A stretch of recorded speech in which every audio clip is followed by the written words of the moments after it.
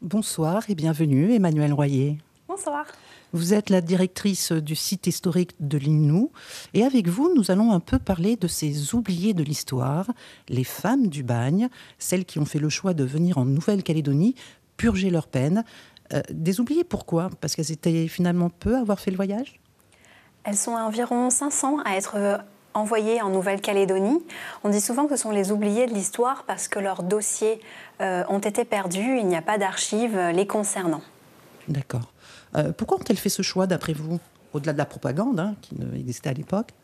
Les femmes qui sont envoyées en Nouvelle-Calédonie le sont parce qu'elles ont été condamnées et elles viennent en Nouvelle-Calédonie parce qu'elles sont incitées à venir. On espère fournir des épouses pour les condamnés concessionnaires et on peut imaginer qu'elles font le choix de venir, comme elles sont vraiment volontaires, elles font le choix de venir parce que on peut imaginer qu'à cette époque, elles vont pouvoir devenir propriétaires. Et puis également accéder à un statut qui est enviable à cette époque. Elles vont devenir des épouses, ce qui n'aurait jamais pu être le cas en restant en métropole. Alors on imagine qu'elles ont été triées sur le volet ? Elles sont effectivement triées, sélectionnées. Elles subissent un examen très approfondi pour estimer si elles pourront procréer en Nouvelle-Calédonie. Ah oui. Quels étaient leurs profils et pour quels crimes commis ? Alors les origines sont diverses, mais pour la plupart, ce sont des petites ouvrières, des paysannes, et elles ont été condamnées pour des crimes qui sont quand même moins importants que ceux réalisés par les hommes. Ce sont des personnes qui ont mis le feu aux Landes ou alors qui ont commis des vols. Et puis bien sûr, on a également des infanticides. Elles étaient aussi fréquemment condamnées dans la même affaire que leur mari ? Il arrive effectivement que certaines femmes sont condamnées dans la même affaire que leur mari. Et dans ce cas-là, on essaie de les rapprocher pour qu'elles puissent exécuter leur peine dans le même lieu que celui de leur mari. Et de la même manière, les femmes condamnées aux travaux forcés n'étaient pas obligées de venir... Effectivement, la loi ne prévoit pas l'envoi obligatoire des femmes condamnées aux travaux forcés. C'est sur la base du volontariat. Alors, à leur arrivée, comment étaient-elles réparties ? Alors, elles voyagent à bord de bateaux et puis arrivées en Nouvelle-Calédonie, elles sont dirigées vers le couvent de Bourail où elles sont encadrées, surveillées par les sœurs de Cluny. Et de là, elles attendent la venue d'un concessionnaire méritant. Et s'ils se mettent tous les deux d'accord, le mariage peut être célébré dans la colonie et elles sont ensuite dirigées vers la concession de leur époux. Et dans la foulée, en fil des ans, elles peuvent espérer être libérées. Comment elles étaient perçues, ces femmes-là ?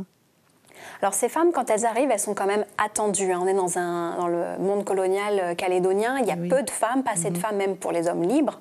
Donc la majorité va trouver un époux. Et on a également un exemple d'une femme condamnée qui va se marier avec un homme libre. On parle de qui, là ? Vous avez un nom ? Non, je n'ai pas de nom. Est-ce que les femmes bagnardes, ça a toujours été un sujet tabou ? Les femmes bagnardes, ça a été, je pense, un sujet tabou parce que bien souvent, dans l'opinion publique, on les a souvent assimilées à des prostituées.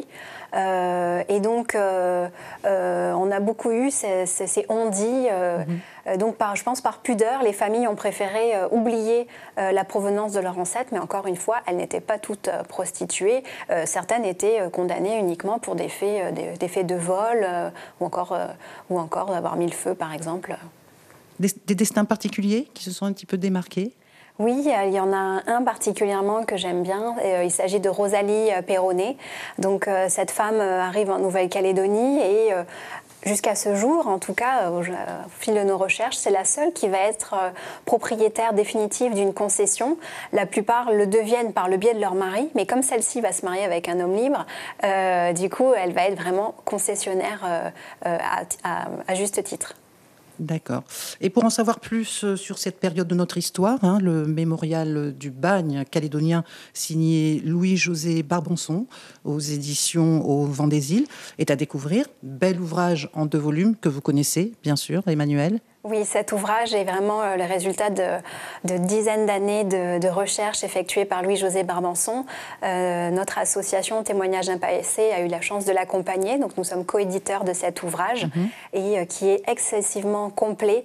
Et il a la particularité d'être illustré. Donc c'est vraiment un ouvrage grand public.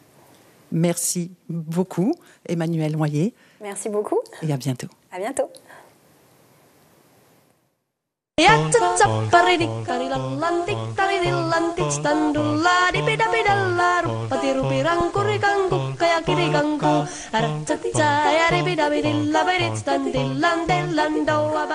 Retrouvez cette émission en replay sur votre site lapremière.nc.